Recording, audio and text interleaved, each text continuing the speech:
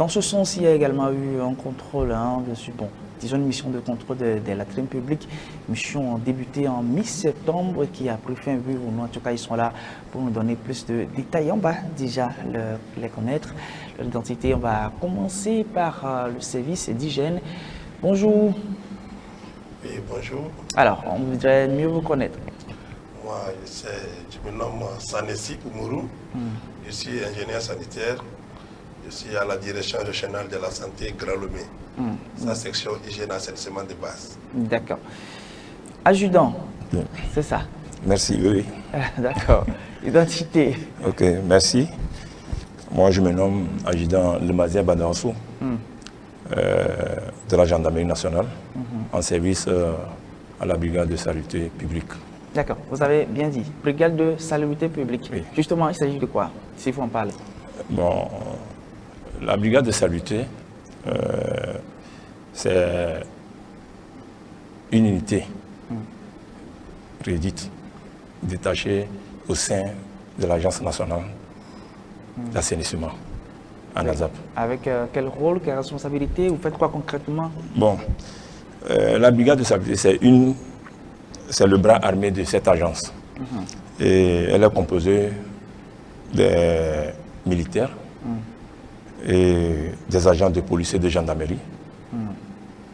Et un agent de l'urbanisme, un agent de service d'hygiène et deux agents de l'environnement qui sont une brigade non permanente. Elle est chargée d'apporter un appui dans la lutte contre la nuisance hygiénique, l'installation anarchique et l'occupation illicite du domaine public. D'accord. Maintenant, sur le terrain, vous débarquez comme ça, et bon, voilà, vous persuadez les gens, vous intimidez les gens, ou vous sensibilisez plutôt les gens. Quand vous parlez, bon, entre griffins, militaires, gendarmes, police, bon, tout ça, nous, on met d'accord. Voilà, quand ça arrive là, parce que c'est ça où vous avez une autre façon de faire, quand même, l'approche, elle est différente, voilà, très soft, voilà, c'est ça. Sur le terrain. Ok, sur le terrain, pour aller en profondeur, en fait, c'est une brigade administrative. D'accord. C'est une brigade administrative. Ok. Et comment ça se procède? Nous sommes là dans le cadre d'assainissement. D'accord. Et quand on constate une infraction liée à l'assainissement, on fait une approche et on sensibilise. D'accord. Après la sensibilisation, et si on voit que la brigade peut toutefois continuer, bon, en amont, il y a une équipe de communication qui est chargée de la sensibilisation. Ok. Ok. Quand cette équipe détecte l'instabilité dans des zones, c'est elle qui sensibilise et la brigade, nous sortons en dernier recours. Et quand il le faut, quoi. Oui. Et donc, on ne sort pas, quand nous sortons, bon, on ne sait pas pour refouler. Mais malgré une sensibilisation a été déjà faite en amont, nous, on continue de l'appliquer. D'accord. On va se tourner également vers le service d'hygiène pour mieux comprendre. Alors, rôle, responsabilité, vous faites quoi concrètement quand vous parlez de service d'hygiène? Ok. Au niveau du service d'hygiène, il faut dire que nous sommes en partenariat avec la NASAP. Comme il a présenté, la brigade de salubrité publique, nous participons pour certaines activités. Et comme il avait souligné, tout d'abord, nous sensibilisons. Il y a une phase de sensibilisation dans la communauté avant de passer à la phase de mission de contrôle. Pour présenter le service d'hygiène, nous sommes spécialement un service public d'État. Nous faisons partie des 13 sections de la direction régionale de la santé Grand Lomé. Et nous avons comme mission principale le contrôle de l'hygiène publique et la promotion des ouvrages d'assainissement, la gestion des déchets ménagers, la gestion des déchets hospitaliers aussi. Donc nous venons en appui à la NASAP dans cette mission de contrôle, que ce soit ce que nous venons de finir la dernière fois, des latrines publiques. Donc nous travaillons en collaboration. D'accord. Je reviens vers l'adjudant, justement, il a parlé de contrôle de latrines publiques. C'était quoi la motivation pour aller pour faire cette mission-là? Pourquoi cette mission?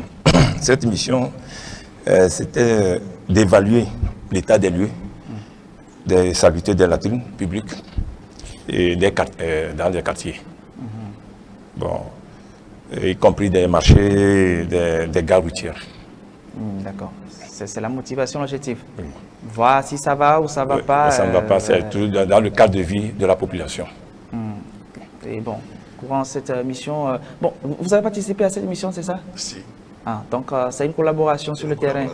En fait, cette mission, comme il a dit, c'était de faire l'état des lieux, de la salubrité au niveau des latrines publiques.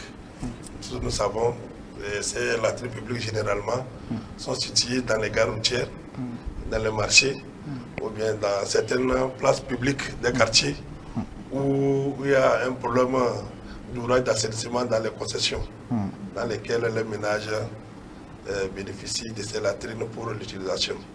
D'accord. Bon, j'ai des questions, mais je vais revenir. Alors, vous, concrètement, au niveau de la brigade, quel a été votre rôle principalement dans cette mission-là? Bon. Parce que vous l'avez dit, hein, vous avez des rôles spécifiques. Hein, vous intervenez peut-être en dernier ressort. Mais concrètement, par rapport à cette mission-là, quel rôle vous avez joué concrètement? Bon, concrètement, dans cette mission, au fait, nous sommes là, puisque le premier rôle revient aux hommes de la santé. Comme vient de le dire l'ingénieur, sont eux les techniciens, sont eux qui apprécient. Mais nous sommes là en arrière-plan. Nous sommes là en arrière-plan. Quand ils détectent des lieux, avec eux, nous aussi, nous apprenons. Puisque nous, on a une autre formation à part, mais eux, c'est dans leur, c'est leur domaine. Dans leur domaine. Ce sont eux qui font le contrôle. Réellement, c'est le service d'hygiène. Vous appuyez. Nous nous appuyons. Mais c'est avec votre accoutrement, c'est ça? Oui, bien sûr, puisque... Accoutrement soja? Non, avec nos accoutrements, mais suivi d'un gilet de la NASAP. Mais ça fait peur. Non, ça ne fait pas peur, puisque... Quand ça arrive comme ça, bon, vous comprenez sur le terrain. Oui, bon. J'espère que vous n'avez quand même pas intimidé. Non, on n'intimide pas, puisque quand nous arrivons sur le terrain, puisque le premier rôle revient aux hommes de la santé, sont eux. D'accord. Qui sont là. Les acteurs clés. Les acteurs clés. De l'environnement. De l'environnement, oui. Donc, ils sont là. Quand il y a des trucs à constater, nous aussi, avec eux, nous apprenons. Puisque c'est le travail, le grand... comment est-ce que je peux le dire? Le grand du boulot. Le grand du boulot, c'est... Oui. D'accord. Alors, puisque le grand du boulot, c'est à vous, concrètement, on parle du Grand Lomé. Quand on parle du Grand Lomé aujourd'hui, c'est une entité dans la région maritime. Il y a la préfecture d'Agoué, il y a la préfecture de Golfe. Concrètement, quels ont été les points visités? Est-ce que c'est tout le Grand Lomé, c'est toutes les préfectures? Oui, comment ça s'est passé? Spécifiquement, le Grand Lomé contient la préfecture du Golfe et la préfecture d'Agoué. Oui. Et nous avons ciblé quelques latrines. Il faut reconnaître que ce n'est pas toutes les latrines publiques que nous avons pu visiter, conjointement avec la NASAP. En tout, nous avons fait 95 latrines publiques. 95 oui. Dans les deux préfectures? Dans les deux préfectures. D'accord. Et dans les deux préfectures aussi bien dans les marchés, dans les places publiques, dans les gares routières. Nous avons pu visiter ces latrines publiques. Nous avons fait le point. Et nous avons aussi fait un rapport d'activité avec les recommandations qui iront à l'endroit des communes, parce que vous savez que ces sites sont spécifiquement dans les communes. Donc, pour ajouter, ces recommandations iront à la commune et la commune va appuyer ces entités dans l'élaboration ou bien la résolution des problèmes que nous avons relevés au cours de la mission de contrôle.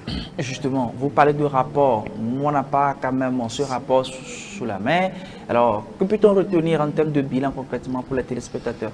Le bilan sur les 95 latrines publiques il faut reconnaître que plus de la moitié, la salubrité n'était pas satisfaisante. C'est le constat que nous avons fait. Et aussi, il n'y a pas les dispositifs de lave-mains. Nous appelons communément DLM. Parce que vous n'êtes pas sans savoir, quand on utilise les latrines à la fin, il faut bien se laver la main pour éviter certaines maladies diarrhéiques. Et nous avons aussi constaté, par rapport à l'approvisionnement même en eau de ces latrines publiques, et d'autres n'en disposaient pas, parce qu'il n'y a pas une eau courante. Et qui parle de latrines, il faut de l'eau pour la chasse et pour l'utilisation et l'entretien de ces latrines.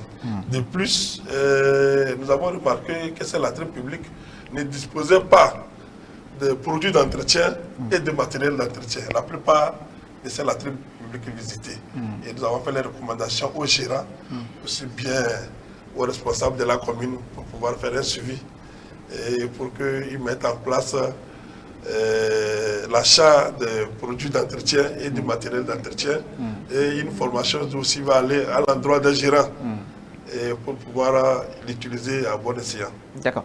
On va parler tout à l'heure de ces recommandations-là, mais bien avant, Monsieur l'adjudant, voilà, vous avez, c'est le bilan, hein, c'est ça, vous confirmez déjà? Oui, puisque le travail est fait en collaboration avec eux. Mais forcément, il y a eu des difficultés sur le terrain. Oui, bon, ces difficultés, c'est ça que vient de relever M. Sanoussi. Bon, puisqu'il y a certains propriétaires dans les latrines privées qui ne mettent pas les moyens adéquats aux gérants de ces latrines. Bon, et dans le public, il y a certaines latrines que la mairie, sous la responsabilité de la mairie, mais il s'est fait que M. Sanoussi vient de le relever, ne dispose pas d'eau pour pouvoir. Donc, ces gérants sont obligés de sortir de leur zone, aller acheter de l'eau et venir pour que Je ne comprends pas. C'est les gérants là qui vont chercher de l'eau acheter ou bien ceux qui viennent?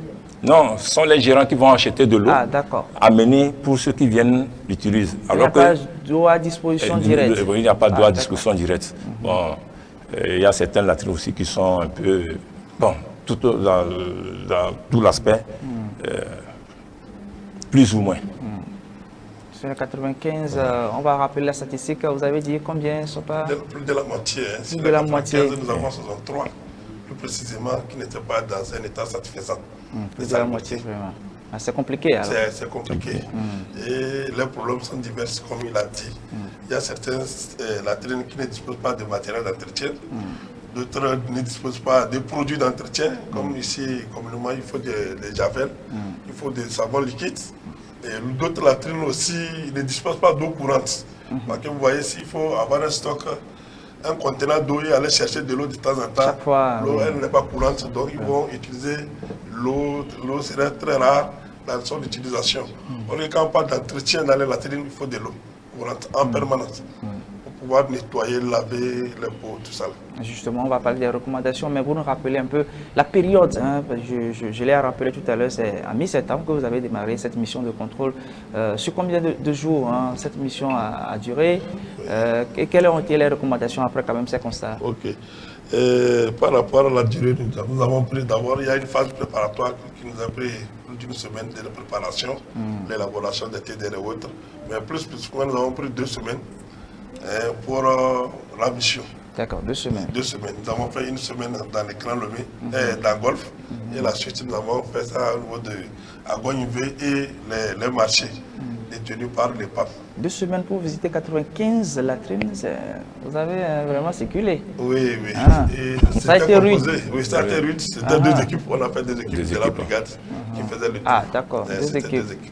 Ah, félicitations. Alors, les recommandations après ces constats-là, qu'est-ce que vous avez eu à recommander quand même à ces gérants de latrines? Les quelques, voilà. À l'endroit des gérants, tout comme à l'endroit des responsables, c'est-à-dire des détenteurs de ces latrines, c'est d'abord de mettre en place, à disposition les produits d'entretien, de mettre à disposition du matériel d'entretien. Et maintenant, au niveau des gérants, c'est de l'entretenir régulièrement ces latrines publiques.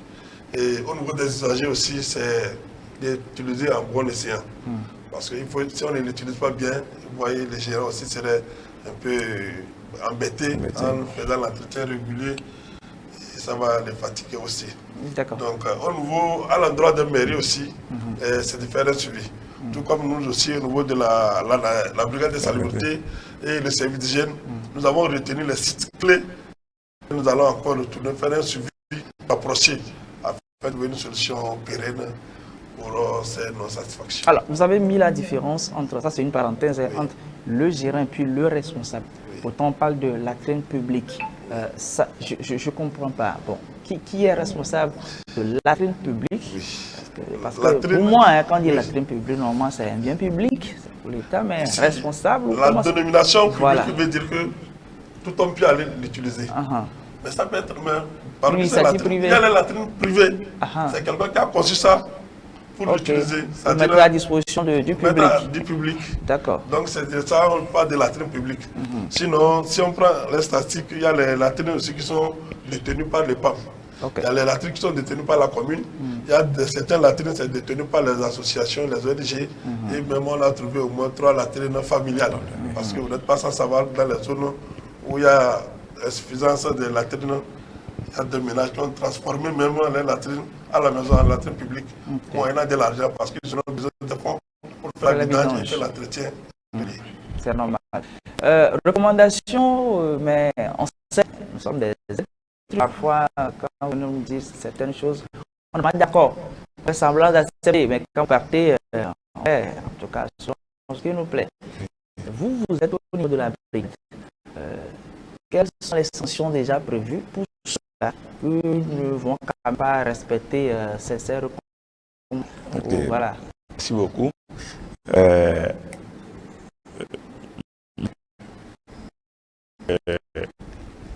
Toutes les recommandations qui ont été faites, après tout, la brigade fera vie.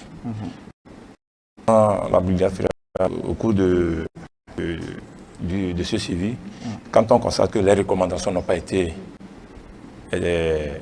exécutées, on sera obligé, on sera dans l'obligation de convoquer ces derniers à notre bureau pour qu'on puisse les recadrer. D'accord. Recadrer, oui. Est-ce que peut-être qu'ils nous suivent, il faudrait qu'ils mettent ça en même temps. En termes de sanctions, quand on va revenir, c'est pas bon. Oui, puisque le problème c'est quoi? Quand on te convoque, vous venez au bureau, puisque en amont une recommandation a été déjà faite. Bon, on te convoque, vous venez au bureau, on vous dit, monsieur, voilà ce qu'on vous a exigé à faire. Pourquoi vous ne l'avez pas fait? Bon, il y a des textes. Dans ce cadre, dans le cadre de l'assainissement. Et bon, si possible, c'est la première sanction. On revient la seconde fois et cela n'est pas, on va passer aux amendes. Aux amendes? Oui. Est-ce qu'on peut même aller, est-ce que c'est possible, selon les tests? Oui. Ça. Oui, on peut aller vous êtes nos bureaux à la parce qu'il y a notre secteur financier.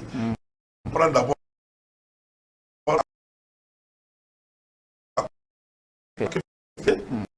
c'est la personne fait ça. On peut aller sur les sanitaires qui sont par rapport des eaux usées à la ce que nous avons appelé la latrine publique.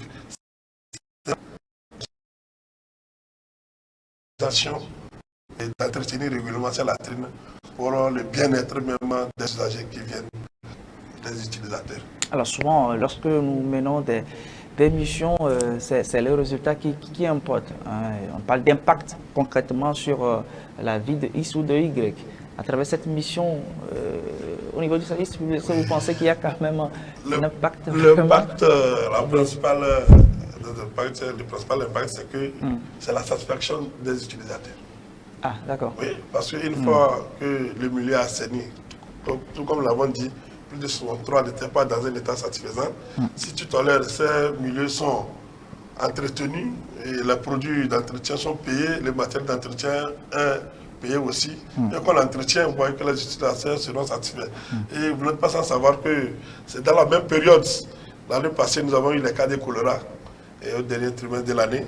Et donc ça aussi, ça va éviter les maladies, à éliminer les maladies diarrhéiques qui souvent circulent dans la zone choléra et d'autres dysenteries. Alors, au niveau de la NASA, vous avez parlé qu'il y aura d'autres missions. Ou bien ça s'arrête là, vous avez parlé de suivi. Cette mission elle-même, est-ce qu'elle va se répéter par le suivi? Est-ce qu'il y aura une mission de contrôle? C'est le jour premier, est-ce qu'il y en a eu? Voilà, bon, ce n'est pas la toute première mission. Puisque, si j'ai bonne mémoire, en août, mi-août et septembre 2019, en collaboration avec le Servigène, on avait déjà effectué cette mission. D'accord. Et continuer. Ça va continuer, cette mission va continuer. Puisque la brigade n'a pas que cette mission à faire. Il y a d'autres missions aussi, toujours en collaboration avec le service d'hygiène. D'accord. On tend vers la fin, Oui. mais oui, on parle d'ANASAP, on parle des services. C'est vrai, vous êtes présenté, vous avez présenté un peu, mais on se demande, bon, ANASAP par exemple, vous avez un peu parlé de ces différentes missions, ainsi de suite. Bon, peut-être je me retrouve, je me retrouve dans l'une de ces missions, je voudrais quand même venir à vous. Comment je vous contacte? Est-ce qu'il y a des numéros? Votre service, il est où? Je viens comment? Oui, et concrètement, et qui peut le faire aussi? Est-ce que c'est des catégories de personnes données ou toute personne peut arriver? Ok, effectivement, l'ANASAP est ouvert à tout le monde, tout citoyen. Pour se rendre à l'ANASAP, le siège c'est à Védji-Limousine ici. Tout près, après le Carrefour Plateau. Et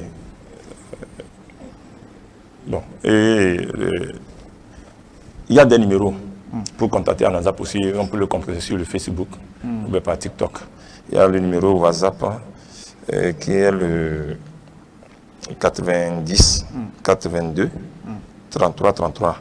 90 82 33 33. Et la ligne verte qui est le 82 04 et la ligne directe le 22 50 0017. D'accord. En ce qui concerne les lignes vertes là, pour d'autres structures, c'est 24 heures sur 24. Pour ANASAP aussi, c'est 24 heures sur 24 ou c'est aux heures de service et aux jours, c'est pas ouvrable. Ces numéros-là, c'est-à-dire on appelle de lundi à vendredi ou c'est de lundi à samedi ou pratiquement tous les jours et toutes les heures possibles? Bon, c'est tous les jours. Tous les jours. Puisque le numéro, surtout le numéro vert. C'est un service permanent? Oui, c'est un service permanent. Ah, d'accord. Oui. Bon, parfois aussi, nous qui sortons sur le terrain aussi, il y a nos numéros qui sont disponibles aussi.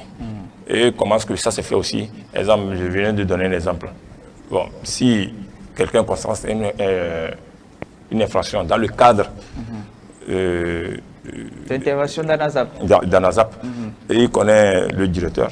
Il dit, monsieur le directeur, voilà, j'ai constaté ceci. Au lieu que ce dernier appelle la ligne verte, directement, il peut nous saisir. Et c'est comme ça aussi, quand nous sortons sur des terrains, on constate quelque chose, on dit, monsieur le directeur, voilà, est-ce que ceci, c'est comment on peut le gérer? Il nous oriente. Et parfois, on fait des clichés, donc on l'amène. En tant qu'ingénieur, il nous donne des directives, des instructions. D'accord. Bon, ça c'est pour les colocataires, ce que je vais dire. Parfois on est là, vous savez, il y a des odeurs qui passent par là, ou voilà, devant votre devanture, quelqu'un qui sort, qui vient verser de l'eau, bon, ça fait mal. On n'arrive pas à dire. Et ça aussi, on peut venir quand même à vous. Oui, sur ce point, parce que comme il a donné la ligne verte, les 8204, c'est dans l'anonymat. D'accord. Vous donnez votre localité, le point, la zone, le nom de la rue si possible. Et après tout, la brigade fera un programme. Mais si c'est urgent, elle va descendre directement sur les lieux. Si c'est une urgence. Parce que quelqu'un qui est en train de faire un enfouissement, par exemple, ou bien quelqu'un qui est en train d'évacuer ses eaux usées dans la rue, si vous vous interpellez, la brigade va arriver dans l'immédiat. Mais si vous avez constaté des plaintes de nuisances telles que les odeurs ou la bien mauvaise gestion des déchets, vous alertez la LIM et l'équipe va programmer pour y arriver. Et pour ajouter, au niveau du service d'hygiène, le service d'hygiène se trouve dans toutes les structures sanitaires publiques. Dans les hôpitaux publics, il y a les techniciens d'hygiène assainissement.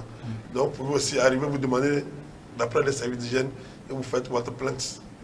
Comme ça, les services aussi peuvent s'organiser, venir voir la plainte pour vous les gérer. Nous sommes arrivés à la fin, bien sûr, de cet entretien. On a parlé à l'âge de cette émission de contrôle des latrines publiques, comment ça s'est passé, la période, en tout cas les impacts, ainsi de suite, les recommandations et, si possible, les sanctions. On va s'arrêter là. Nous étions avec la brigade de la salubrité publique, mais aussi du service d'hygiène. On va passer au mot de fin. On va commencer par l'adjudant. Bon. Surtout avec des mots à l'endroit en tout cas, des concitoyens pour rendre en tout cas, nos milieux très propres.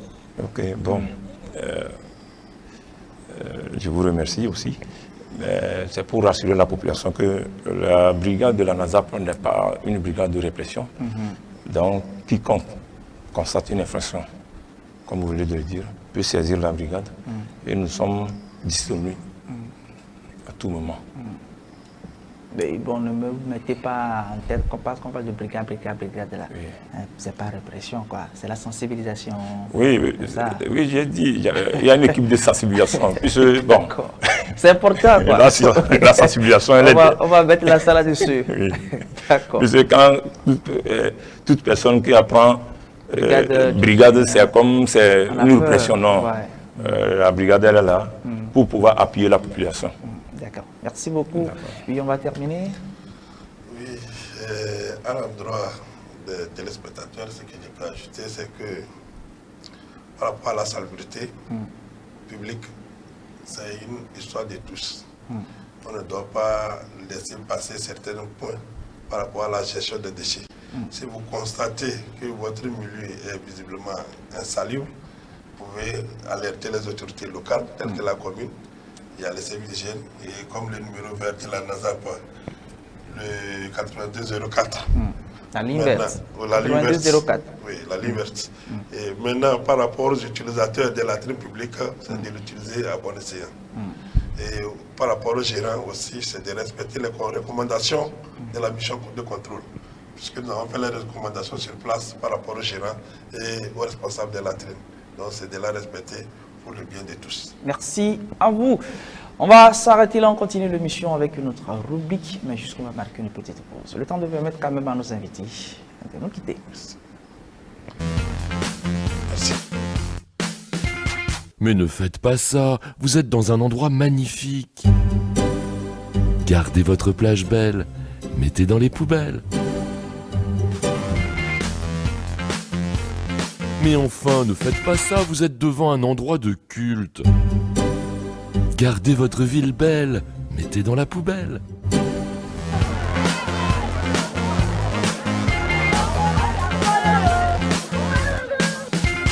Enfin, jeune homme, tu fais ça chez toi? Garde ton école belle, mets dans la poubelle. ANASAP.